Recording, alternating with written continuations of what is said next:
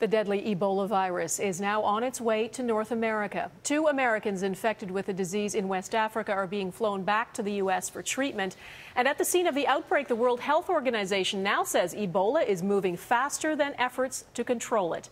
Paul Johnson reports. It's never been done before. Taking an Ebola patient from the front lines of the outbreak and flying them to the U.S. for treatment.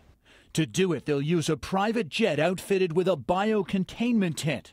Of the 2 Americans scheduled to be medevaced, at least one will be brought here to Emory University Hospital in Atlanta, one of only 4 hospitals in the U.S. with the staff and equipment to handle a disease as deadly as Ebola. This team has been trained in how to use the personal protective equipment and to take special precautions to avoid any potential exposures.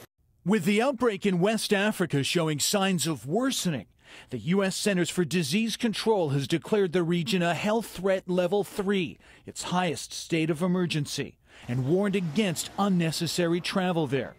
Aid groups like the Peace Corps are pulling out, and dozens of infectious disease experts are going in. Today, the president addressed it in a news conference in Washington. This has been a more aggressive Ebola outbreak than we've seen in the past. There are some signs of hope, though. U.S. researchers say there's a vaccine that's been showing promise in the lab. If it works, it could be available in a matter of months. And there's an experimental serum for treatment of infected people, a single dose of which became available to those 2 infected Americans in Africa, aid worker Nancy Wrightball and Dr. Kent Brantley, with Brantley insisting it be given to Wrightball.